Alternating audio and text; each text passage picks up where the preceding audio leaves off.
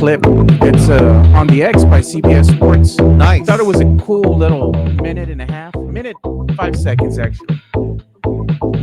That was a good question. What does it mean, to have Chris Paul added to this team from Wemby's perspective, in his own words. Right. Because it's cool because he didn't have like Coach Pop next to him or somebody else that could be like, hey, you better say this. It's like, it was just him, Nice. Oh, and Keldon Johnson, they asked him at Media Day, why did he give up the number? And Oh, he's really? Like, yeah, and he's like, well, it's a show of ultimate respect, like basically Chris Paul, he's a veteran, he's been in the league for many years. It's the right thing to do. Yeah, he had to do it, man. You can't do that to a future Hall of Famer. And I know it's sad. A lot of Spurs fans are like, 10-year, 5-6 years with the company, with the team. Yeah. Good morning, Sam. Man, Tony stole my line, baby. First of the month. Dude, I was talking to my girlfriend last night, and it was midnight. And I noticed on my phone that it was 12:02. And I said, hey, babe, guess what today is? It's the first of the month. So cash your checks and come on. Oh, man, Sam Salinas. Chris Paul looked like a dorky old man next to Wemby. Oh, my God. Hey, man, did you see the ref mess up on Monday Night Football yesterday? No. Dolphins game? Gave up a touchdown. Like, it took away a touchdown that should have been a fumble recovery for a touchdown. Yeah. God, man, some of these officials suck. Just let the play develop, man. At some point, you got to ask yourself, what's going to happen with this officiating? As things start to get more advanced with technology, Yeah. wonder if AI will take over at some point. Hey, Jerry, dude, they should. And it'd be like, hey, Like, they get rid of the chain gang. yeah, just saying, dude. Then the officials will be on strike. Oh, I didn't play the intro. You gotta play the Welcome to intro. another episode of the Alamo City Sportscast with Mike Jimenez and Joe Garcia. Make sure to subscribe and hit that like button. Join the discussion as we broadcast live from beautiful West San Antonio. And remember to tip your hosts as it helps the show grow. Q Bone Thugs in Harmony. It's the first of the month here in San Antonio, Texas. My name's Mike Jimenez. That's Joe Garcia. This is the Alamo City Sportscast coming at you from the west side of San Antonio. Yes, the land of Exit 7, Marbach Road, in that area. I'm a Holmes Husky guy myself. Joe's a West Campus guy. We're going to be talking sports, pop culture, nostalgia, and a lot of death. Dude, yesterday I thought it was bad. We had Dikembe Mutombo die yesterday. And then the announcements in the last 24 hours of other celebrities who passed away. Man, the Green Reaper said, hold my beer. Dude. So Damn, they come in threes. They came in like 8. I know, man. We got actors. We got reality stars. We've got, NBA legend, baseball legend. Dude, all in the last 48 hours. Just absolutely crazy. And you know what? In the midst of all this, the great Jimmy Carter hit the century mark, dude. Turned 100. Is it finally here? He turned 100. He's been in hospice care for like the last 109 days. Dude, I swear they're keeping him alive just to get to 100. He's going to die in 3 days. But you know what? To his credit, though, I mean, Jimmy Carter did a lot of great things. Mm-hmm. And he started a lot of programs for, underprivileged kids and whatnot, things that he's still donating. He's a philanthropist, always giving back to the community, him and his wife when she was alive. So, I mean, he's done great things throughout his entire life. Great guy, terrible president is what Jimmy Carter was. I mean, yeah, but I'm just saying, throughout his life, he's done a lot of great things. We have a lot of those in U.S. history. Great guys who ended up becoming terrible presidents. And then you have terrible guys who sometimes make decent presidents, like Bill Clinton. George W. George W. I don't know, man. Was George W. really in charge, or was that Dick Cheney? I don't know. I think it was Cheney, dude. Dick Cheney, only guy who could shoot a guy in the face. Oh, George W. And get away with it. George W. couldn't say nuclear. I know. Nuclear. You got a shoe thrown at him. Only U.S. president have a shoe thrown at him. Oh, man. I was thinking about that back in the day. Remember 9/11, and George W. Bush goes out there and throws the first pitch a week later, and it's right on target. Complete strike down the middle, probably threw it 82 miles an hour. Best first pitch ever thrown.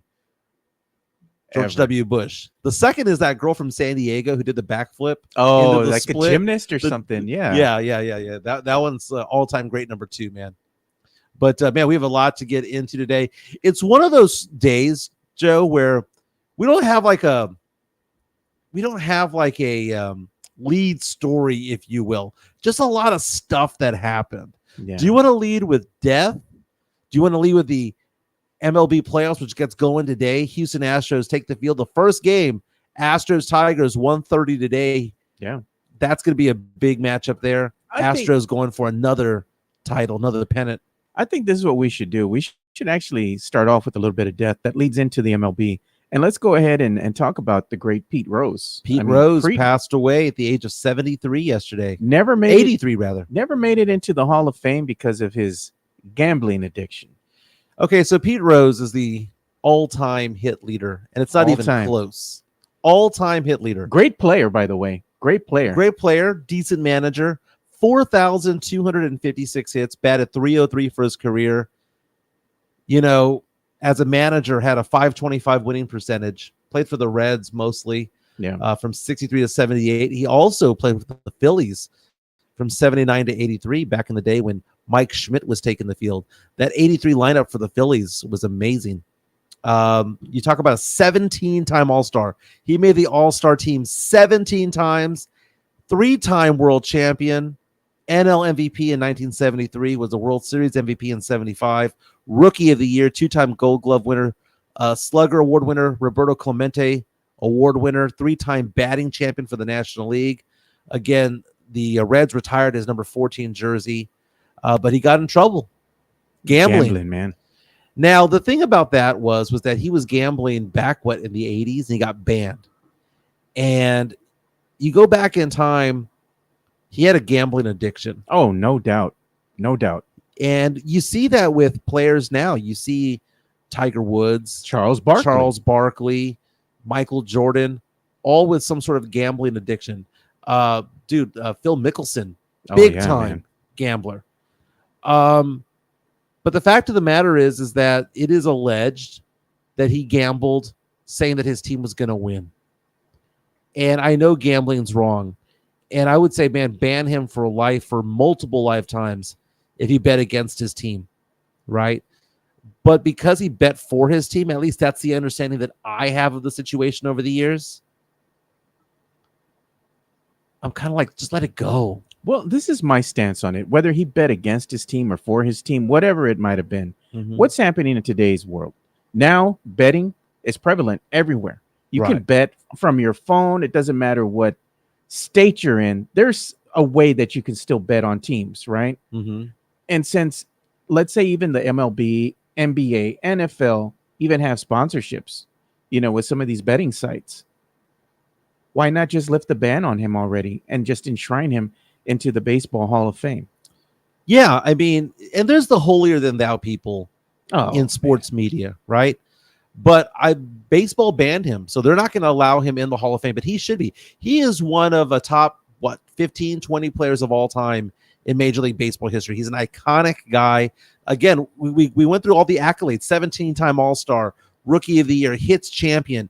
Just the hair, the flopping of the hair, how aggressive he was on the field. He is one of the greatest players of all time. And for him not to be in the Hall of Fame, it's kind of weird. I'm reading right now the Dowd report. The Dowd report basically was what did him in. Said that he bet on 52 Reds games in 1987. He wagered a minimum of $10,000 a day. That's in 1980 some odd money. That's 1987 money. That in today's money, that's like 30 grand. Exactly. Okay. It says that he bet on 52 games. He claims no, it was more like 2,000, but they're like, no, we saw what your bookies were writing down. Yeah. He bet on not only baseball, but also football and horse racing. If you bet on his team and he wanted his team to win, it's not like Tim Donaghy, the guy who was the official in the NBA who was helping shave points. It's not like that. It's not like you're betting against your team. There have been players out there, college basketball, NBA, who have shaved points, right? the Black Sox scandal of the 1918 Black Sox scandal with Shoeless Joe Jackson, where they were trying to either lose on purpose or they were trying to not run up the score. Shave the points. The points. Dude, if he was betting for his own team, and that was in 1987, what is that? That's 38 years ago. A long time ago. Just man. let it slide at this point. I'm just and the fact that you, he's man. not, dude, and think about what Pete Rose was doing the latter parts of his years. I ran into Pete Rose at the Monte Carlo casino where he was signing autographs. He would go to the Monte Carlo, he'd go to the Bellagio, sign an autograph for $25, $50 because that's how he made money. It's a travesty. The guy was an all-time legend. And the fact that he couldn't even call baseball games for ESPN or TBS or WGN or whatnot. Because they had that lifetime ban. Because they had the lifetime ban. This is a guy that knows more about baseball than basically anybody out there. They lost a great baseball mind, Yeah. And a player. And it sucks to see what happened in his life. Yeah. And again, he did it to himself. But again, if he was betting against the Reds, I would say, man, just go ahead and just off him from sports forever. But if he was betting for his team and he had a gambling addiction, man, I have a hard time with that. Now, he died at his home in Las Vegas, Nevada at the age of 83. Cause of death not immediately known. The last thing he had done was he attended an autograph event yesterday in Franklin, Tennessee. Not yesterday, but on the 29th, actually. Franklin, Tennessee, which is where I went this summer. Yeah. Beautiful little town on the outskirts of Nashville. So he was there, and again, the coroner's office has confirmed his death, but again, there have been no cause of death there.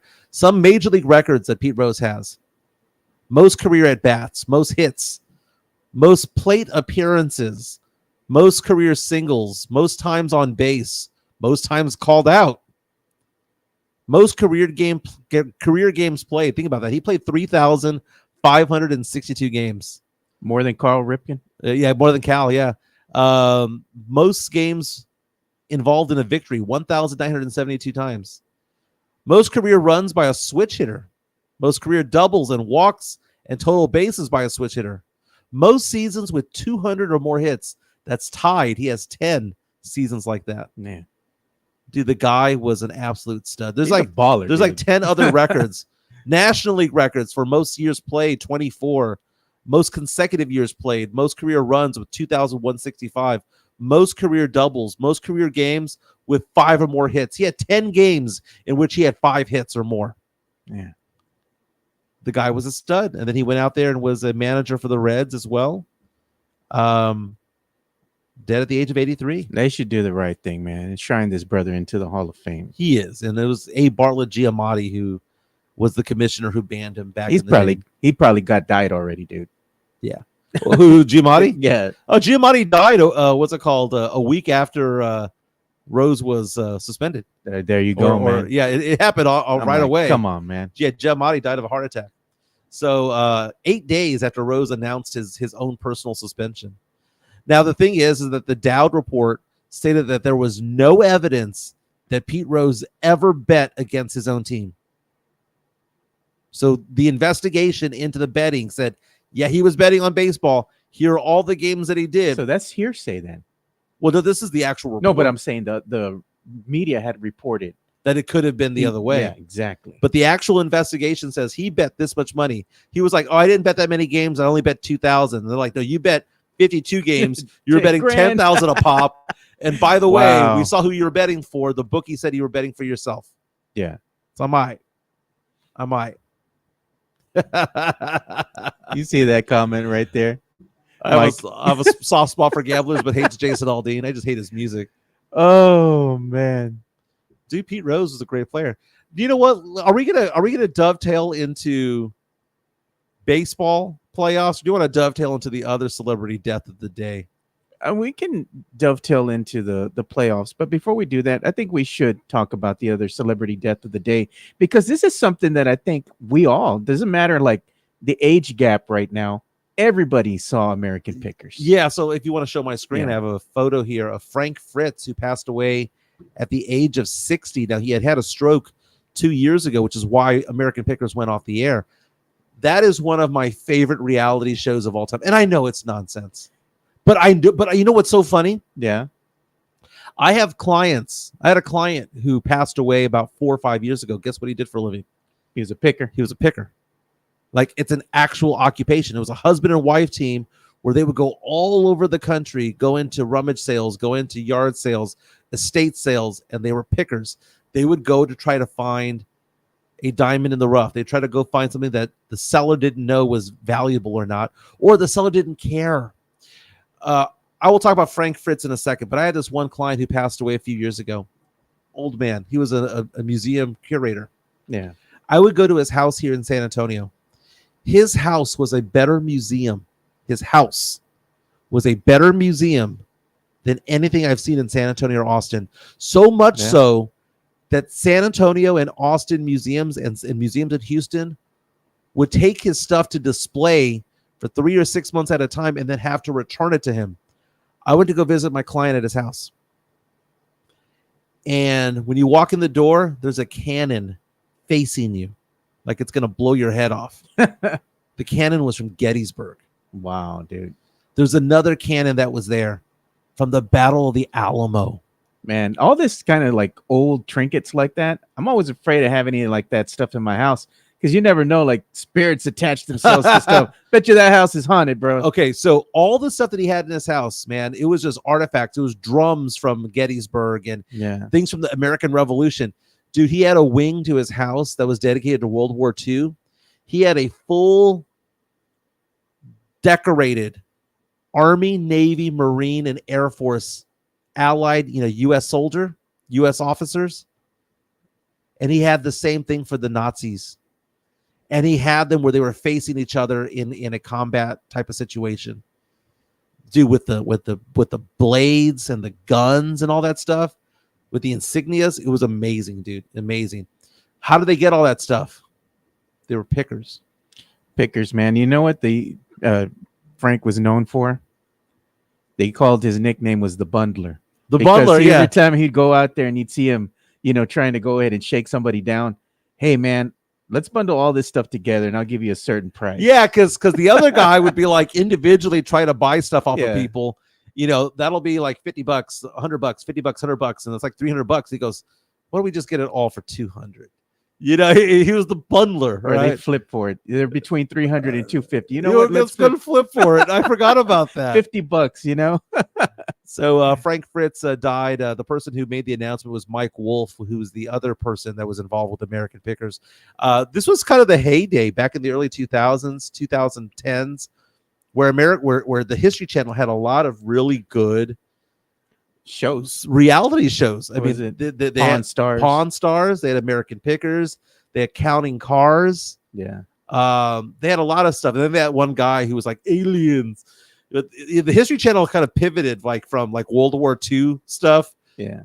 To basically it was all about 9/11 and reality documentaries, shows. That kind of stuff. Yeah. And American Pickers would show them going all up and down the Deep South. And they would go to I think they have a store in Iowa and one in Tennessee as well. Antique archaeology. Yeah, that's it. And they would go in there and they would show these barns that were legit. Yeah, full of stuff. Man. Movie theaters, old school movie theaters and things like that, where they would go in there and they would take the posters and they would buy the posters or the chairs or the memorabilia. Dude, one of the things I would talk about with my client who was a picker, he was saying that he was so appalled at how young people would get rid of stuff, throw things away at yard sales or throw things away at estate sales that were Civil War garments. They probably didn't know what they had, or the garments of the uniforms from Vietnam or from World War II or World War One. Stuff should be in a museum. Stuff that should be in a museum was being tossed away like it was nothing. A lot of guns and stuff like that. Somebody in the chat here has me laughing. Sam Salinas. Operation Repo. Man, just because you said that, dude, you can't say Operation Repo without thinking about Sonia, dude. Nice. And she died 2 years ago, man. She died at the age of 60, man. So it's if you these were things that you saw in the heyday back in the early 2000s. Yeah. And this is one of them. And they had that other one. I think it was called Detroit Pawn or something like that. Yeah. I used to like watching that because the guys that would come into that pawn shop, they were trying to shake the other guy down, right? Yeah. Hey, man, I got this. It's worth $200. Give me my $200 right now. He's like, hey, hold on here. So they'd get into arguments and they'd be kicking people out, trying to shake them down for an X amount of money. No, I need this. And they're like, it's not worth it. It's not even real gold. Yeah, don't get me started on Storage Wars. It was funny stuff, man. Storage Wars, dude. Oh, my God. Brandy Passanti on Storage Wars was smoking hot. I remember that back in the day. Storage Wars. By the way, Mike Wolf, who's the surviving guy from American Pickers, released a statement saying, quote, "It's with a broken heart that I share with you that Frank passed away last night. I've known Frank for more than half my life, and what you've seen on TV has always been what I have seen, a dreamer who was just as sensitive as he was funny, the same off camera as he was on. Frank had a way of reaching the hearts of so many by just being himself." Frank Fritz passed away at the age of 60. Yeah, we got an incoming super chat here from the Drew Show. Let's do it. Thanks, Drew. Appreciate your support, man. $5 super chat. Yeah, incoming. he says, are we going to talk about how CP3 and Pop sat down Keldon Johnson and used the manifesto respect angle, according to Keldon himself, to give up the number 3? That's what I was thinking when he was talking to the media. This is what you're going to say. Coach Pop, this is what you're going to say. Yeah, so the Spurs had Media Day yesterday, which I think man. next year we should go to, Joe. I think next year we should go to Media Day. You could go if you want, dude. I'll probably see if I can go, I've done it before, but, we saw other podcasters out there. Maybe we should do it next year. We kind of blew it off this year. Yeah, it'd be like a reunion there. I know most of We know these everybody people, there. man. And I miss my boy RJ Marquez, dude. I always run into RJ when I go to the AT&T Center, now the Frost Center, and he comes out on my podcast here and there. But I always see him, dude. Him and his wife, great people, man. So if you want to show my screen real fast, there's a photo here of Keldon Johnson at Media Day posing with Chris Paul III. Chris Paul covering up the number 3 jersey. Keldon, a skinny Keldon Johnson, no longer big body Keldon Johnson, sporting the number 0. Again, Keldon Johnson had that jersey number for 5 seasons and gave it over to CP3. CP3 is only going to be with the Spurs for 1 season, but again, he is known as what? CP3. This was going to happen. It would have been bad form for Keldon Johnson not to give up the jersey number. Would I have blamed him if he didn't want to give it up? No. But it was going to happen. With Pop there, with CP3 there, it was going to happen. But you know what? Keldon gets to have a rebirth. Maybe this is a different type of player that we have here. Jordan had 23 and 45. Kobe had 8 and 24. Keldon now has 3 and single 0. I cannot call it just 0. It's single 0 because Johnny Moore was double 0. You know what? I wonder how much Chris Paul paid KJ, Keldon Johnson. Oh, it's got to be at least 100K. He either had to buy him a car or give him some cash, something. 100K. Yeah, man. Which is nothing for Chris Paul, who Chris Paul has that State Farm money, man. Oh, man. Ain't nothing, dude. Ain't nothing. What's his acronym on the State Farm commercials? Cliff or something? Cliff, yeah. Okay, so here's the thing about Keldon Johnson. I don't understand why so many Spurs fans hate him. The guy averaged like 20 points a couple of years ago. The guy is a gold medalist. The guy is a good teammate. He hustles. He starts. He plays 6-man. He's the 10th guy on there. Does great things for the community. People why do you hate him, dude? People hate him.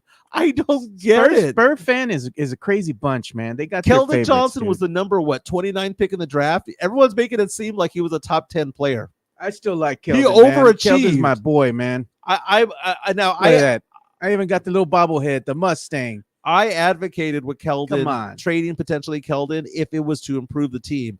I never said trade Keldon because he sucks. No. Never once have I said that. All I've said is that he's not a big guy, should not be playing the 4.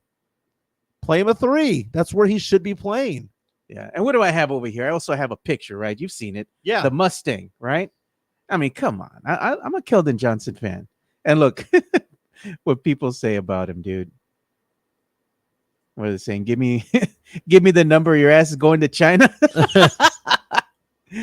They told him he either has his name or his brains would want to be on that paper signing over the number 3. Oh my God. They're trying to shake him down like gangsters. You know? Sign over the number, boy. It did take a while. It did take a while for them to finally convince him. They say, and according to Vinny Venzetta, formerly of Cans 5, says the the jersey switch was nothing more than showing respect in the eyes of Keldon Johnson to Chris Paul. And he was just basically saying that he just respected CP3, and CP3 is a future Hall of Famer, one of the greatest point guards of NBA history all time. Got to do what you got to do. Spurs fan, this is true by Spurs fans, man. Everyone, every time there's a trade coming up, put in Keldon. It makes sense because Keldon Johnson's talented. You know, all those people who come out and say, well, trade Zach Collins, he's trash. Well, guess who else knows he's trash? Every other team knows that Zach Collins is trash. Yeah, man. If any other team got you him, hear that all the time. Go. Oh, the Spurs should just trade Lucas Salmonic for a first rounder. Spurs should just trade Zach Collins and his kind of. Everyone knows that. Keldon Johnson was the tradable piece because he's a decent player. He's an above average player at a good price point. Actually, his salary is getting less and less as the years go on, the way that his contract was structured. So Keldon Johnson is not a bad player. I like him on this team. I do. And with Devin Vassell obviously going to be hurt and missing the first month of the season. I know they said he's going to be reevaluated November 1, but come on. This is Devin. Devin misses time. Zach is decent, not great, but trade bait. He's not trade bait for anything. At a $15 million pop year, $17 million. Stupid ass move by the Spurs by actually extending him, man. And people think that Zach Collins' contract started last year. No. Starts next week. He's locked in here for a while, dude. It's brutal, man. But Keldon was the tradable piece. Who would you rather have at $17 million, Keldon or Zach Collins? If you were another team, man, Keldon, dude. Yeah. What's Zach? I mean, Zach Collins. Look, man. Again, I got nothing against the guy. I think he's a great guy. He does a lot of things for the community. I commend him for going out to the Methodist Hospital, you know, where my wife works, and talking with everybody out there, talking with the kids and whatnot, you know. But as a basketball player, there's a lot to be desired there, man. Mm-hmm. I mean, can he shoot? Can he hit a free throw consistently? I know. Can he play defense? What are we doing? It's brutal. I mean, like Chris Leja says, you might as well put a traffic cone out there on the court. Yep. Pay them the same amount of money. I'd rather see Mamu out there than Zach Collins. Collins. Dude. At least Mamu's going to go and try. He's going to move. How does Zach Collins not dunk at the ball every play? If I was 7'1", and I had that wingspan, I would dunk it every single time. What are we doing layups? Zach Collins hurt all the time too, man. Every season hurt. I mean, how many games you think? But he's got the love of Chicano Fuerte, though. No, man. How many games do you think he's going to miss this year? You're going to get hurt again? Oh, 15 easy. Yeah, man. Come on. 15 easy. But yes, thank you again, Drew Show, for the super chat. Again, you can show us some love by buying us a beer, by doing the super chat. And everybody who's watching right now, hit the like button already, baby. Yeah, man. Hit the like button. Why do we only get X number of likes when everyone should be liking the show? Because it's right there. Hit the like button there. Hit that like, man. Drew Show with a $5 super chat. Food for thought, he says. Was Devin's surgery recovery the only reason the Spurs didn't trade for Markkanen? You know what? I'm not into conspiracy theories, but I like this one. Because, again, whenever you have a trade, what does the other team need to do? They need to give that other person a physical. I'm not saying that they went and gave him a physical, but the Spurs knew he was hurt. The announcement was just being made now. Devin Vassell saying that he's going to be reevaluated after having foot surgery on his right foot. Devin Vassell is a player who typically misses a lot of time. And I hate to call him damaged goods because he's not damaged goods like Zion Williamson, who's going to miss half the season again. But he's damaged goods to the point where, he's going to miss a quarter of the year. That's another reason why the Spurs getting Stephon Castle in the first round was such a big deal, man. It was such a big deal. And speaking of which, I'm going to be on Locked On Spurs, I believe, tomorrow, talking about Stephon Castle and what he brings to the team with Jeff Garcia from Locked On Spurs. Yeah, I'm also going to have a friend of mine be on the Area 210 podcast later on this week. A good friend that I used to work with over at Project Spurs, Paul Garcia. He's going to be a guest on the Area 210 podcast, talking to me about Media Day, talking a little bit about Spurs basketball, what we're thinking about, the upcoming season, and some of the comments that players made and all that. So he's going to share his perspective. Badass. Yeah. Tavarius asking the question, is Castle Vassell's replacement? Well, he is. I think he's going to be the replacement right now at the twos position, but I'm hoping Castle's going to be Trey Jones's replacement when it's all said and done. We were talking about Jeff Garcia from Locked On Spurs and Ken's 5. Let's go ahead and show him some love. Yeah. He's been with us since the get-go. Let's show him some love. Locked On Spurs is your daily Spurs podcast, hosted by Jeff Garcia, the lead Spurs writer for Ken's 5 San Antonio. Jeff has a healthy plethora of guests all the time on the Locked On Spurs podcast. You can also follow Jeff on Threads at Jeff G. Ken's 5 SA. You can also follow Jeff on Twitter at Jeff G Spurs Zone.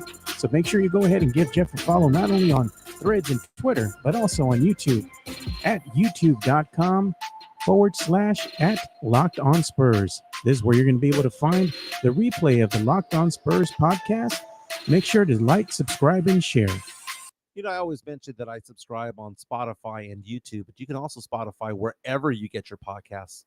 So, you know, there's a lot of different places where you can go. Jeff is more than likely going to be on there. He mentions it on Locked On Spurs. Yep. By the way, I was listening to, I was mowing the yard yesterday. And while I was mowing the yard, I was listening to a Locked On Spurs episode from last week. I'm going to call that a lie because you don't do yard work. Dude, I love the yard, man. It basically centers me. I love doing yard work. Oh, my goodness. But I was listening to Locked On Spurs, and it was an episode from about a week and a half ago. It's when San Antonio boxing legend Jesse James Leija was on, talking about how for years, since 1999, he's been training Spurs players with boxing. And he did this whole story about how he went out and in 1999, you had, you know, Duncan and Robinson and all those guys go to Alamo Stadium for a workout that James Leija was running. Yeah. And he was talking about how he's taking credit for the 99 championship because they were all in better shape. I think that's when they had him running up and down the hills. Yeah. So he was talking about that. He was talking about who he thought was the hardest hitter that he ever saw as a Spur. And it wasn't Wemby. And he's talking about Keldon Johnson and his development in the ring.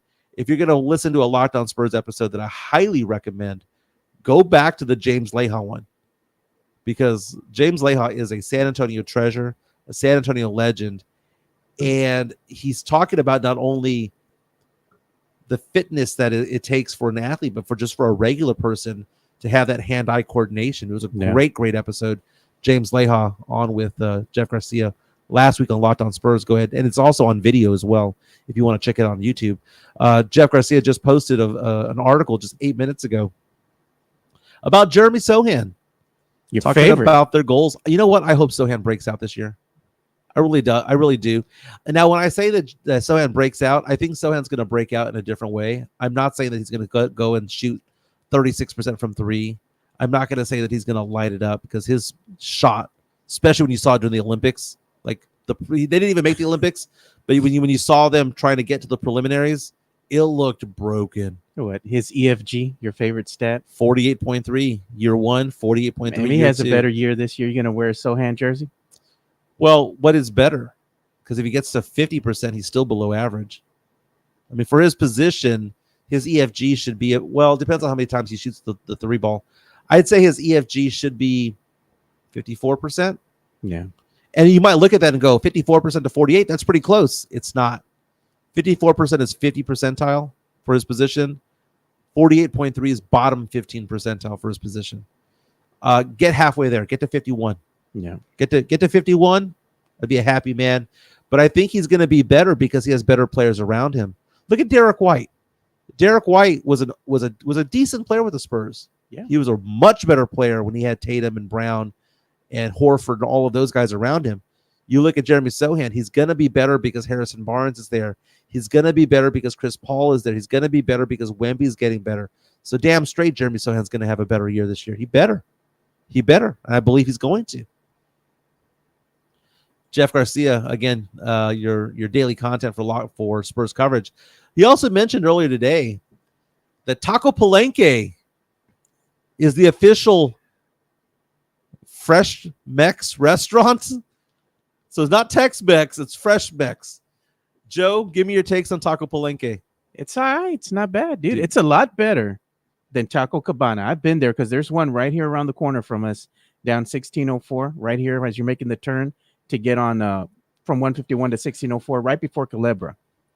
And I've been to that one. It's a little pricey, but it was all right. Okay, so first of all, Taco Palenque. The first time I had it was when I was in Laredo. Dude, it's amazing. It's very good.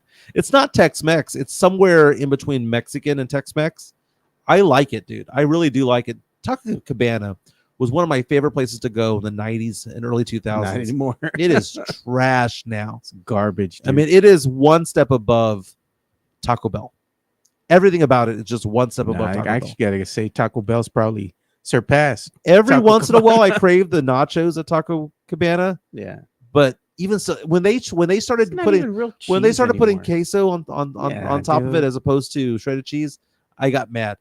But Palenque, okay, it's about $12 a meal. Yeah. But you got some really good tacos there, man. And it comes with a side of fideo, man. That hits the spot, man. It just warms the throat. A little bit of fideo. God, it's good. The Cáceres taco there is really good, which is like the bean cheese and fajita.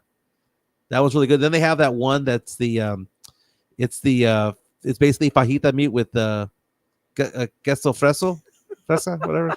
It's really good. Look at that comment. Taco Palenque is from Laredo. Mike calls it poor food. Well, God, I have no man. comment. I have no comment. It's funny. I mentioned that on we talk about how San Antonio is poor. It is. We are one step above Laredo, and Laredo's one step above Del Rio. What do you have against Laredo and El Paso, man? But I'd say about El Paso. El Paso's 562 miles away. You know how I know It's in that? the mountains, man. You know how I know that? It's because when you go to La Cantera Mall, it says 562 miles to El Paso. That's why I know the number, right? Yeah. That is so far away. I know. I have no hatred for El Paso because it's so far away. I bet you if you went to El Paso and you went to go watch their minor league team that they have, they're called the Chihuahuas. Oh, nice. And if you went there and you got a Juarez dog, you would say that's poor food. Okay, first of all, you know what a Juarez dog is, I don't know. It's a hot dog that they serve there in the stadium. And I know this because my best friends told me. He's from El Paso. He goes back to El Paso. And it's a hot dog. And then they put like beans on it. Right? Like refried beans, all that kind of stuff. I'm looking up onions and all this, and you eat it. I mean, it sounds like it'll just stick to your side. You just need that one meal and some beers and you'd be good. But man, can you imagine that friendly fire from that sucker later on? Oh, here I'm looking at a photo right now. I'm gonna go ahead and say no. Why? Why? Because it's poor people food. I mean, come on, it kind of is, dude. I mean, come on. You know, poor people food is wieners and egg. That's ballpark fair, dude. Poor people food is wieners and egg. You can't do the wiener and egg. Oh, gross, dude. That is gross. You know what? It's so funny. The one thing that I am bougie about is hot dogs.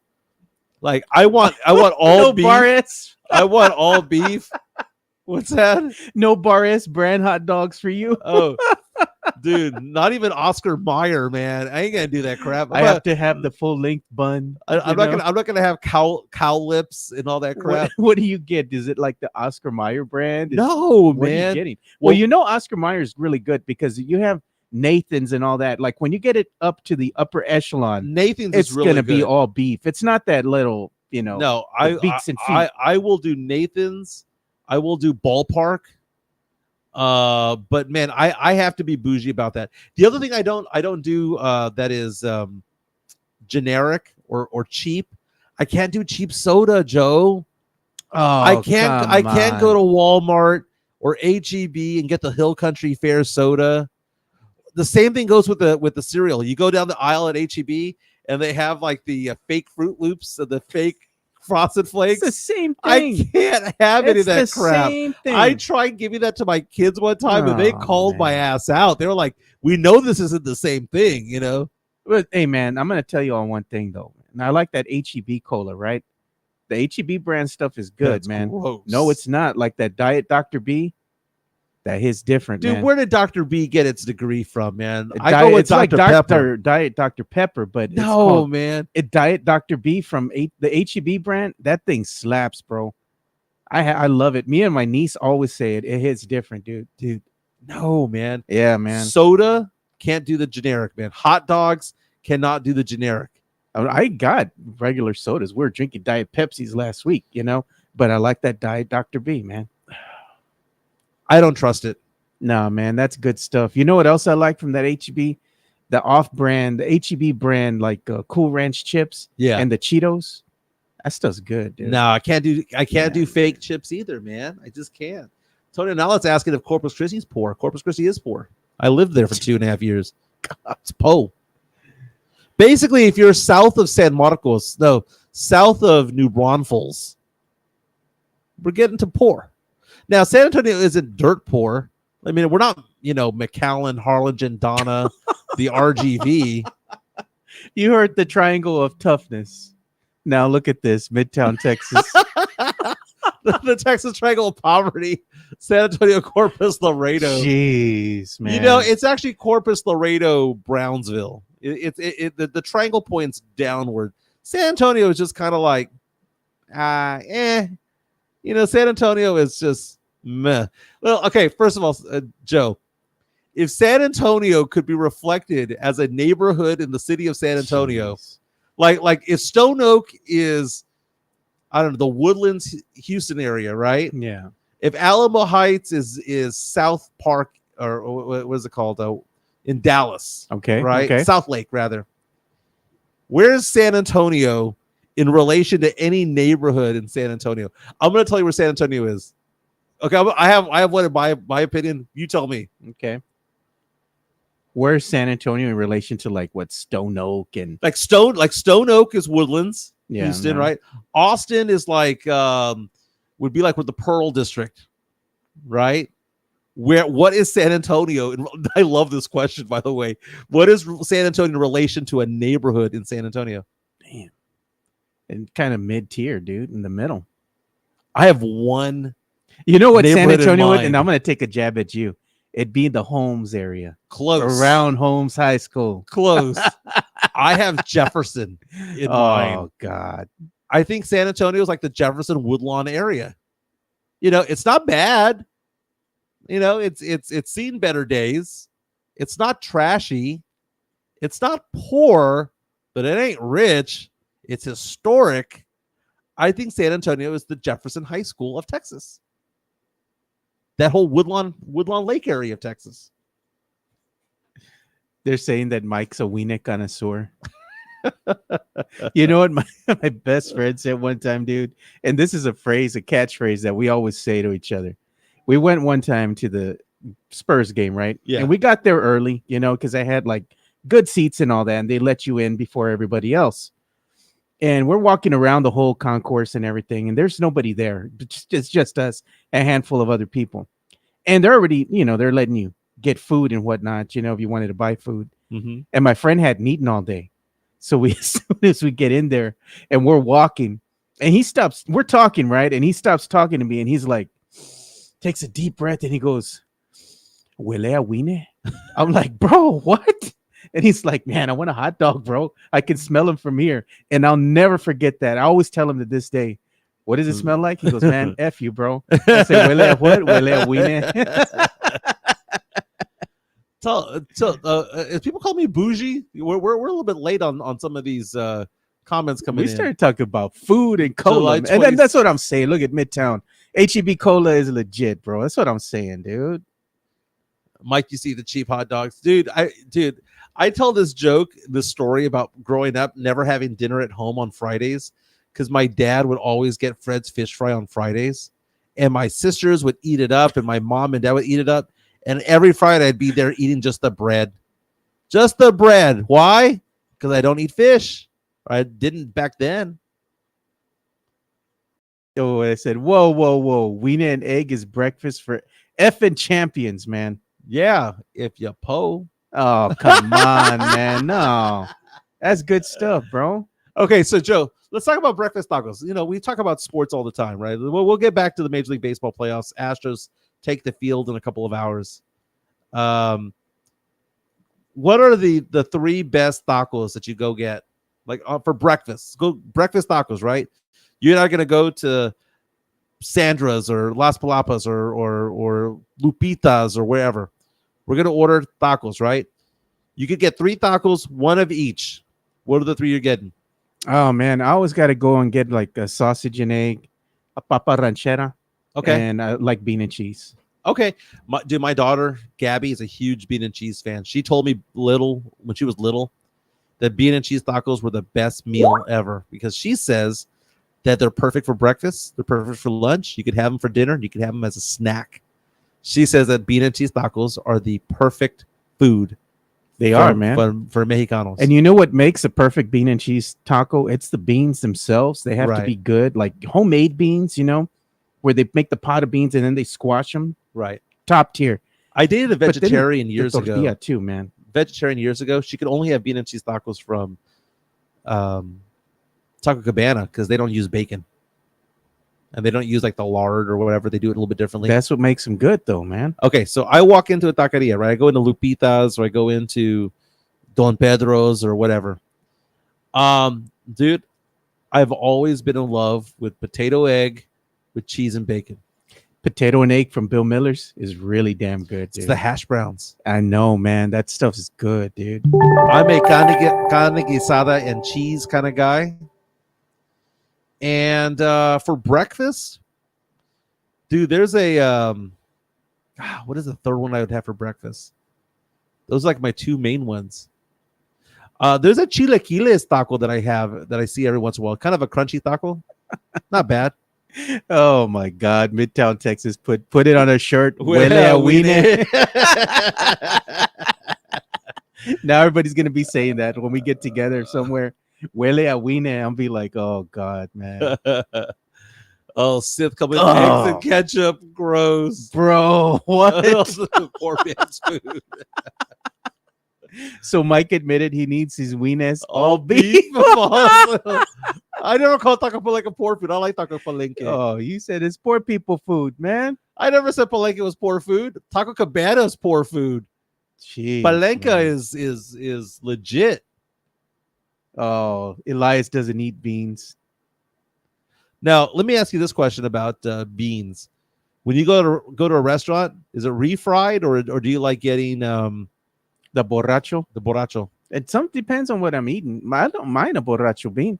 I like my refried beans too. Like if you're gonna have like, let's say enchilada plate, something like that, Mexican plate, you're gonna get your refried beans. But if you're eating like a steak, for example, pork chop, something like that, I'd rather have borracho beans. Yeah, I like borracho beans better. Yeah. We were talking about Jeff Garcia, who's in the chat. He's gonna have Blake Wesley on today. Locked on Spurs. I had put that out earlier. He had put a comment in there, so make sure you all go and check out Jeff and his great interview with Blake Wesley. Now, Drew Show coming up with statistics over here, talking about the poverty rate, saying San Antonio is 17% poverty, Corpus 14, Laredo 21, Austin 9. Corpus and Austin are closer to, and San Antonio are closer to Laredo as opposed to Austin. Saying Corpus is closer to Austin than San Antonio. Yeah, but there's no big business either, really, in Corpus. I mean, unless you want to sniff chemicals all day long. I get a lot of business out there, Joe. A lot of my business in San Antonio. I've been in business for what? I've been in finance for 19 years, but I restarted my business back in 2021. Yeah. I'd say if I had to calculate it, and I'll probably do it this week, maybe only 20% of my business comes from San Antonio. Damn, look at that. Pour out some liquor from my Apetitos on Marbach area. Rest in peace, man. It finally shut her down, I guess. Oh, really? Remember, Apetitos used to be good before the fire. Is that the little one behind the gas station on Marbach and 410? No, yeah, it's right behind, where they have the Pet Boys and all that. Is that the one that has like the is that the old man who worked there? That old man? John Dyer took me to a taqueria. Yeah, it's probably Apetitos, dude. Apetitos used to be good back in the day before they had a fire, right? So then after the fire, they had to like bring in all new equipment and everything, and the food just didn't taste as good anymore because I guess those years of all the seasoning and the griddle and all that gave the food a flavor, man. Oh, look, we got a $2 incoming super chat from the Drew Show. FYI, Dallas is 14%. Also, Houston, San Antonio is in decline. San Antonio is in decline. It's been an ongoing thing for 20 years, and I think people get mad when I bring it up. And Tony Ornelas, you guys need to go live outside the Fred's Fish by on Marbach. That would be hilarious. Yeah, but I don't want to, have any drug deals. Saca la bolsita, Mike. Look, we got another $1.99 super chat. Very nice. From Jason Garcia, all the way in the great area of Portland. Yeah, fantastic guy, man. He's a San Antonio FC fan as well. saying pour one out, he says, for his Seattle Seahawks. Yeah, can I get a slice of humble pie for my Seahawks? Man, your Seahawks, they got embarrassed yesterday. But they did come back, and they made a valiant effort, to try to go ahead and get back in the game. Because let's face it, man, Detroit was just beating the heck out of them. Yeah, Monday Night Football, one of the games from yesterday on Monday Night Football, Lions beat the Seahawks 42-29.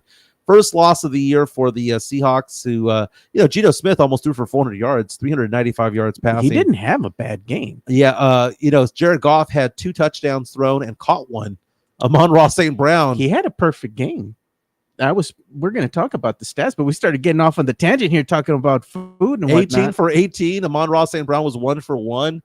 For a team, they were 19 for 19. That's amazing. Yeah, man. So Jameson Williams, 80 yards receiving.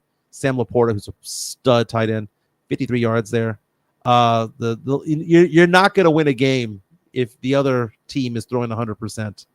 The other Monday night game, which was marred by just mistakes early on by the officials, Titans beat the Dolphins 31-12. There was a play in which there was a pass that was thrown backwards that got recovered by the defense and taken in for a touchdown. Yeah, and they called it incomplete, and they stopped the play.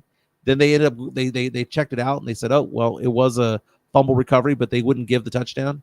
The guy never actually ran into the end zone because they whistled it down. Yeah. But look at that. Good morning, Tim Gonzalez. Appreciate you watching, man, and happy belated birthday, by the way. I told him happy birthday on his birthday. Oh, nice. But his birthday was just about a day or two ago. So again, happy birthday to you, man. Mike, Matt Lerma's calling you out. He says, Mike, you're such a big businessman in town. What are you doing to turn SA around? You said you wanted to run for office. I've always said that. I was asked by a mayor, a former San Antonio mayor, reached out to me recently. I say recently, it was a few years ago, and asked me to run for office, and I told him no. You're gonna Mike for mayor? No, they asked me to run for Northside ISD's trustees. Yeah, and they said that they would support me and they would get the political party to support me and all that stuff. They were trying to recruit me into politics. Mira nomás here, Mike. It says Black Bucket here watching us on YouTube. He's agreeing with you. Look at his comment. He says, our city leaders have not served us well. We need more business-minded leaders. But to be honest, it's the mentality of the people in SA. Unfortunately, Mike is more right than wrong. By the way, thank you so much for that, Black Bucket. I really do appreciate it. We have our good friend from the Netherlands. Oh, Jeff or Gert. He reached out to me yesterday. Oh, yeah. He says that he has some good news that's going to provide him some peace of mind when it comes to his medical issues. That he still has some things going on, but it looks like things are getting a little bit better. So very, very nice. I'll reach out to him and see how he's doing. Him, man. Yeah, he messaged me yesterday about that. And we got an incoming $4.99 super chat from Sith Elias. And thank you for that, Sith. Appreciate the support, man. He goes, get one taco, each on me. He goes, love you, fellas. Very nice. Thank you so much, Sith. That's good enough for at least 2 bean and cheese. That is true. That is true. Major League Baseball playoffs get going today. Houston Astros got Framber Valdez on the mound, taking on the Detroit Tigers. First game is going to be at 1:30 today on ABC. It's the AL wild card. At 3 o'clock on ESPN2, you got the Royals taking on the Orioles. 4:30, Mets and Brewers going at it. And then at 7:30, the Braves and Padres start their series. Again, these are the wild cards. The Astros are favored today. They're minus 145. Framber Valdez is a hell of a pitcher, man. I mean, I talk about how I don't care about baseball, but there's certain players that I do follow. And Framber Valdez, I mean, that guy can play, dude. That guy can play. And here's what the odds makers are saying as far as the wild card winners and what they're thinking, So I'm going to go ahead and show this on screen here. Check out that, Mike. It says, which teams will be wild card winners? So you have the Royals and the Orioles. Royals plus 150, Orioles minus 180. Tigers versus Astros. Tigers, they got them at plus 160. Astros minus 190. Okay, I like that. And the NL card, right? This was the American League. This is going to be the National League here. You have the Mets and the Brewers. They got the Mets plus 115, Brewers minus 135. And you got the Braves against the Padres. They got the Braves plus 150, Padres minus 190. You got to figure that the Astros are getting those odds right there because the experience that they have. The pedigree. The pedigree. Yeah. I mean, Altuve and Valdez and all of these guys. That brother ain't even 5 foot, man. he's like Kit in a League of Their Own. You know, he's like, he wants the high ones. What is the size of his bat? No, not even the bat. Like when they're pitching the ball, right? The strike zone that they have. That strike zone must look huge to him, dude. You know, you're pitching into a small window, and they always show it on screen, right? Here's the strike zone. You know, if the ball's going here or here, it should be a strike, not a ball. I mean, can you imagine Altuve? 5'6", 165. And there's a comparison between him and Aaron Judge. I mean, think about it. Aaron Judge is what, 6'6"? Yeah, man. 6'7". It's a tall guy. Let me ask you, and he weighs 282. It's a big dude. Do you cheer for the Texas team, the Houston Astros? Do you cheer for a small market team like the Royals or the Brewers? You know that they don't get the love, man. I say this all the time. Derek Jeter is like considered to be an all-time great. Yeah. But you compare it to Paul Molitor, he was nothing. But Paul Molitor no one cares about because he played for the Brewers. Robin Yount played for the Brewers. If you had the stats of Yount and Molitor, or even an Alan Trammell who played for the Tigers, and you had them in Yankee pinstripes, they would be considered legends. Yeah, man. But they're just Hall of Famers. I got to root in this one. I got between the Brewers and the Mets. I got to root for the Brewers, dude. I can't stand the Mets. I don't like the Mets. Yeah, I haven't liked the Mets since Gooden and Strawberry were out there. Yeah, man. Lenny Dykstra. Never cared for him. Mike Piazza. I still have his rookie card somewhere. Yeah, I do, man. You know, I was going through my safe the other day. I have a Cal Ripken rookie card in there. Jeez, man. Got it on eBay. Dude, I have so many cards like up and saved, you know. I was looking at some of them the other day. And then one of my friends, Jonas, was here one time, and I showed him a binder, just one of them that I have of old basketball cards. And he's like, bro, these cards are legit, man. He's like, and I had some errors too with the Michael Jordan card and whatnot. And those are worth some money, but I hang on to them, man. I said I'll give them to the kids at some point. Real fast, Yordan Alvarez was added last second to the Astros roster for the series against the Tigers. The one player that's not on the roster, left off because of injury, is Justin Verlander. Let's just hope Kate Upton is still in the stands. Yeah. I like Jesse Martinez says the strike zone is between the chest and knees. The strike zone would be smaller for him. Do they call it at the chest anymore? I don't know. Because everything's all digital now. They just kind of put that little box on the screen now. Altuve uses little league bats. Mm-hmm. My Rangers not in the playoffs. Yeah, man. Pour some out for you, Hanover Fist, and our friend Brandon Big Papi Medina as well. Midtown Texas. I like the Mets. Nah, man, I can't stand the Mets. I don't like them, and I don't care for the New York Yankees either, man. I'm a Red Sox fan. I hate the Yankees. Yeah, I mean, the Yankees are a good team, though. There's no doubting that. What's weird about it, I hate the Yankees, but I've been to Yankee Stadium a few times, and I cheered hard. You liked it. There's just something about the energy there, and maybe I didn't want to get my ass handed to me. You hear that Alicia Keys song? Yeah. In New York.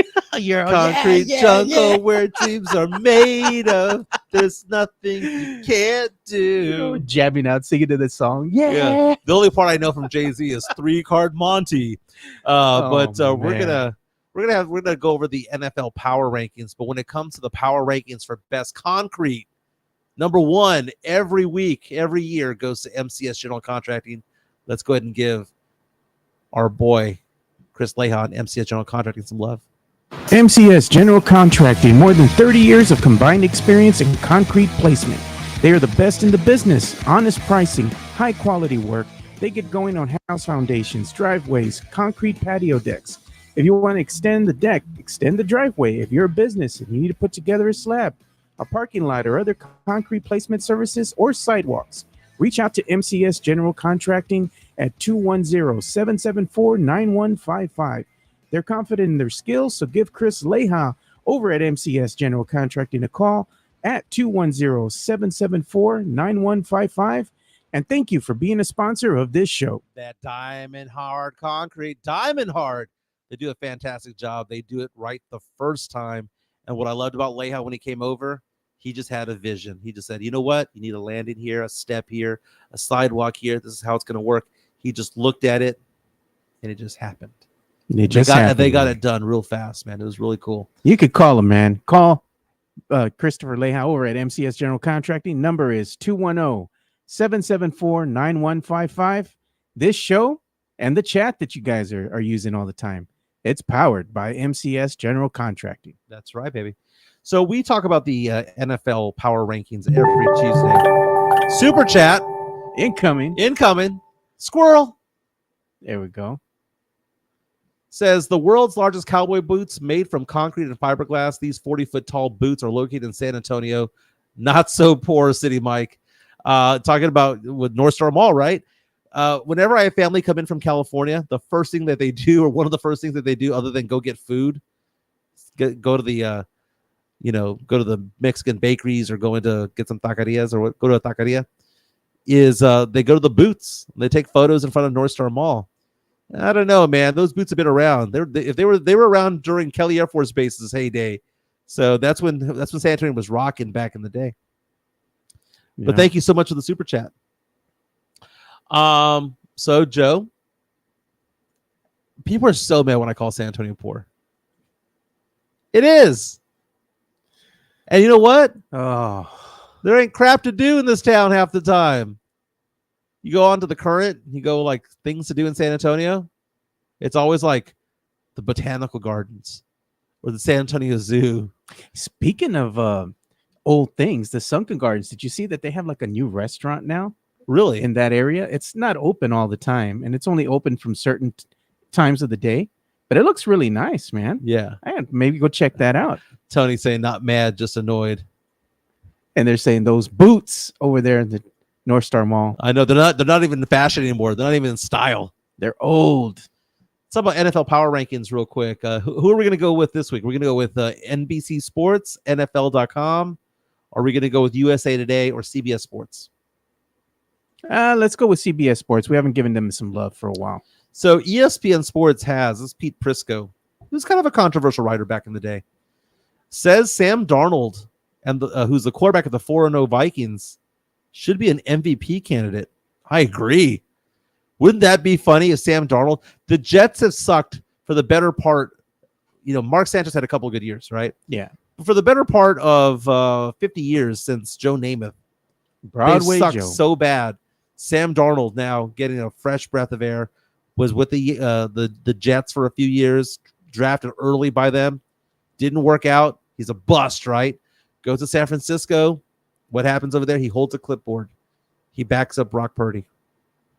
Then he goes on over to Minnesota, going to back up J.J. McCarthy, who is the new rookie quarterback that they were going to bring in from Michigan. They drafted in the top 10.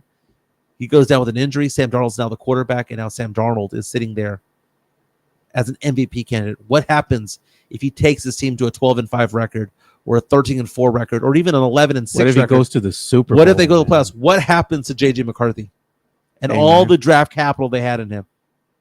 You still go ahead and keep him around. It's good to have two good quarterbacks. You got one that's helping keep the team afloat right now. But if your plan is to move away at some point, you got to reevaluate that. Is the team rolling with Sam Darnold, or do you take a chance and go ahead and roll with JJ? You got to keep going with the guy that brought you, man. I mean, look at Brock Purdy. I mean, look at Dak Prescott. Dak Prescott took over for Tony Romo. Now, Romo was not a number 1 overall pick, or a top 10 pick, rather. But Sam Darnold now considered to be an MVP candidate. Look at his stats. 69% completions, 932 yards, 11 touchdowns, 3 interceptions on the season. So let's go from the bottom up. Worst team in the league at 0-4. The Jacksonville Jaguars and the Houston Texans barely beat them, and I'm pissed off at that. The Panthers at 31. Patriots at 30. The Browns at 29. Browns at 1-3 on the season. Dolphins are at 28 without Tua Tagovailoa. Titans move up 5 to 27. The Giants at 26, who just lost to the Cowboys on Thursday Night Football. Rams at 25. You've got the Cardinals at 24. Raiders at 23. Bengals at 22. They finally got their first win this year. Colts move up 2-2 on the season at 21. Chargers dropped down 6 after losing to the Chiefs. They blew a 10-point lead. 2-2 record. Saints dropped 7 spots down to 19. It says the fast start now seems like a long time ago after 2 division losses. Injuries on the offensive line are concerning. Jets at 18. I'm sorry, we're above the Broncos, dude. My Saints are above the Broncos. Bo Nix, who had -7 yards passing in the first half, we should be above them. They moved up 5 spots. 16, dropping 9 spots. The Philadelphia Eagles. Dude, is there a Kellen Moore problem over there? Hey, there's a reason Dallas got rid of his ass, you know? Falcons move up to number 15 after beating the Saints. The Bears move up to number 14. There's your Dallas Cowboys at 13. Up 3 spots. We them boys, Mike. I know you hate hearing that. Number 12, the Niners. Who would have thought the Cowboys and Niners would be 12 and 13 1 month into the season? Hey, it's still a long season, though, man. They can turn things around here. Yeah, they beat up on one of the worst teams in the league, the Niners. Niners have a lot of injuries themselves. The Seahawks dropped first game of the season. They dropped their first loss of the season on Monday Night Football, dropped to 11. Here's the top 10, Joe. Top 10 according to CBS Sports. Number 10, your Green Bay Packers, who are 2-2. I'm sorry, I don't buy it. There's something wrong over there. Number 9, the Steelers, who lost their first game. Washington Commanders. Cowboys' next opponent is the Steelers. 3-1 atop the NFC East. Says it's time to believe in this group. Jaden Daniels has turned this team around into the best team in the NFC East. Wow. And Joe, you're not buying it yet. You're like, nah, this is a good start. They all right. 82% accuracy the first 4 weeks. They all right. Bills dropped to 7. Ravens at 2-2. Jump all the way up to number 6 after beating the living crap out of the Bills. Lions at number 5. The Tampa Bay Buccaneers at number 4. Let's talk about that. You know, they are a solid team. And, you know, we talk about Sam Darnold being an MVP candidate. What about Baker Mayfield? Oh, man, I don't know Baker's MVP candidate. He is a quarterback of a 3-1 team. He's a good quarterback. I'm not going to discount that he's not a good quarterback. Do they have the Texans at 3? If the Buccaneers play the Texans right now, the Buccaneers would beat the living crap out of the Texans. Nah, bro. The Texans are 3-1, and they're just eking by teams, man. They have the Vikings at number 2 and the Chiefs at number 1. And you know what? The Vikings would destroy the Chiefs right now. They would. The Texans right now are annoying me right now. They're annoying me. This is a team that barely beat the Rams. I don't know, man. Oh, look at this. Drew Show saying Seattle. He said Seattle's not going to make the playoffs. And his reasoning behind it is he says Seattle has New York, San Francisco, Atlanta, Buffalo, Los Angeles Rams next 5 games. They can easily go 1-4. Okay, let me ask you this question. Indianapolis any good? They're pretty good. Indianapolis. They're not even all right, dude. They suck. Yeah, all right. 29-27. The Texans beat them. The Bears a good team? Nah. It was a 19-13 game. Jacksonville a good team? Obviously not. Yeah, barely beat them 24-20. Needed a last-second touchdown. Minnesota a good team. Minnesota's not bad. Yeah, very good team, right? Yeah, Not bad Texans at all. lost 34-7. There's something wrong with the Texans right now. They got to figure it out. They're lucky to be 3-1 right now. Lucky to be 3-1. But the Buccaneers, let's go over some stats for Baker Mayfield. They say that if you throw at 70% accuracy, you're a very, very good quarterback. And he's at 70.5. He's at 984 yards passing on the season, 8 touchdowns, 2 interceptions. A rating of 107 for the year. Dude, MVP candidate, dude. What was his quarterback rating? 96.9. USA Today has an article about who their MVP candidates are. They have number 1 being Josh Allen. Mahomes at 2. Why? What, for destroying the knees of one of his own players? Stroud at 3. They have Jalen. Oh, my God. This has got to be old. No way that Jalen Hurts should be up there. What year is this? No, it was from a few days ago. 2 days ago. Man. Oh, look at here's some stats that'll hit you with some truths, man. Dakota Rain Prescott. Junk stats. Ew, he's got 1,072 yards for the season so far. Thrown 6 touchdowns, tied for 5th. And he's thrown 2 interceptions. He's tied for 36. Okay, what's his quarterback rating? 53.9.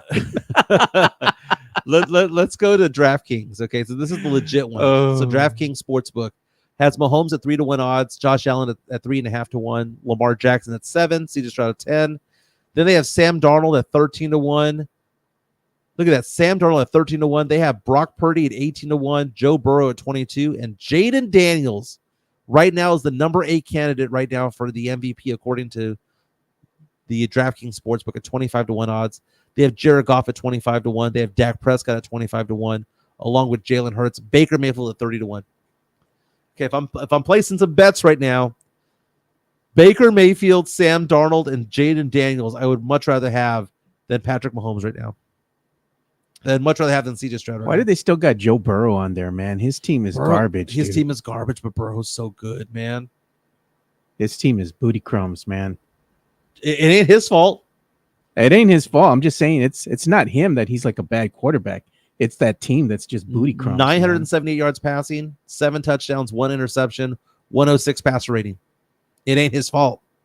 That team is garbage, dude. They ain't making the playoffs, man. I'd be hard pressed to say they make the playoffs this season. We gonna talk some entertainment today? Dude, it's already 11:20. Goodness. Yep. Time's gone. It's just flown by. We didn't talk about Frank Fritz. Want to talk to him about him real fast again. Sure. Dying at the age of 60. Entertainment bump real quick. Yeah.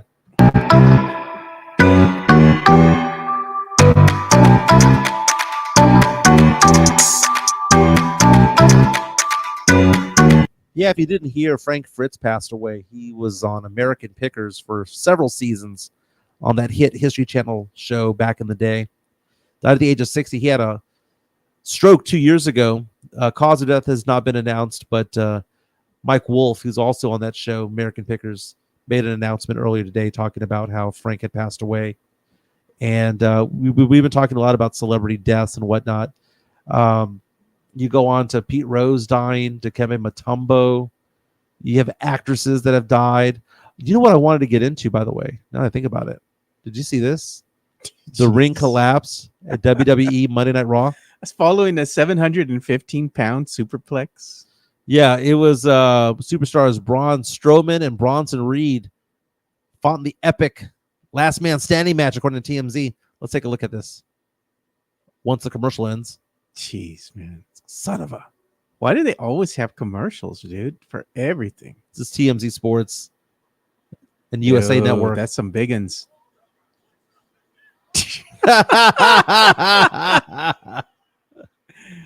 Dang. Fake or not? No, dude. Do you think they're acting at this point? Do you think they're acting? No, dude. They're probably just damn tired. They're like, my back. My back. Oh. They probably can't move, man. They're like, dude, that hurt my back. Jeez, man. And then the ref has to crawl back in the ring. Yeah. He's like, man, this sucker ain't got no give. They busted the springs. That's funny, dude. That's funny. They must have bought that off of Wish or Temu. Temu. Astros, Tigers, 1:30 today. Framber Valdez on the mound. I think he had 16 wins on the season this past year. Real quick, we have some Drew show coming out talking about Jaden Daniels with his percentage completion of 82%, as I said. Previous record was 79.2% in 2007. Geno Smith in 2022 also had big numbers. Kyler Murray had big numbers in 2021. The thing about Jaden Daniels, again, he played over 50 games that he started in college football at Arizona State and at LSU. Yeah.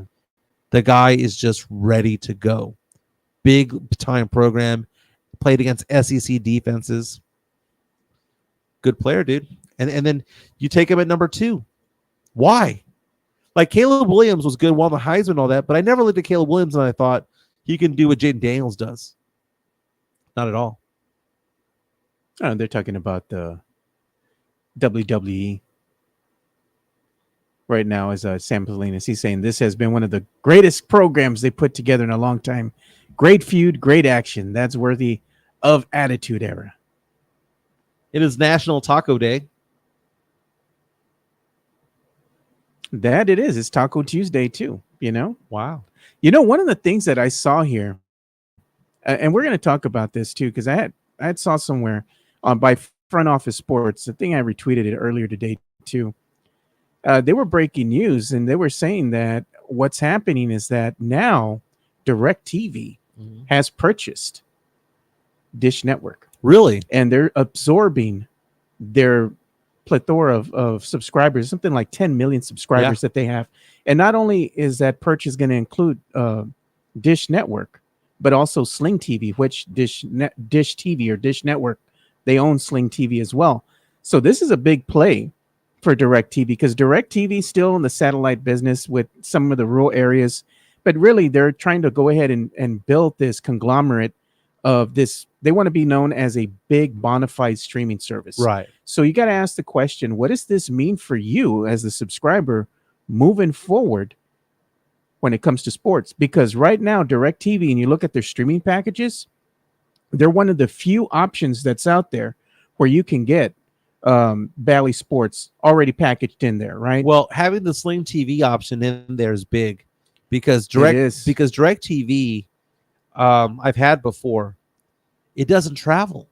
Not that I know of, at least back in the day. What I meant by that is that, you know, you can record X number of hours of programming. Yeah. The DVR back in the day was 40 hours, which sounds like a lot, but it really isn't. It's like 15 movies, right? 20 movies. Yeah. I have YouTube TV. I was introduced to YouTube TV a few years ago by my friend George. I loved it.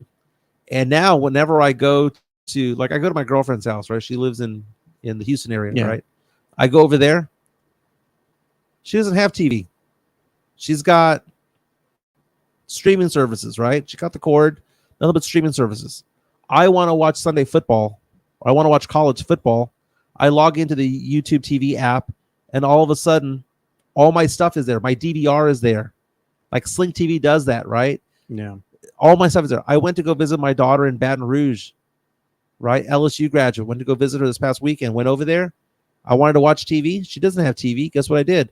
I logged into the YouTube TV app, and boom, everything I had was there. All my DVR was there. All my channels were there. Boom, it travels. DirecTV didn't travel when I had it.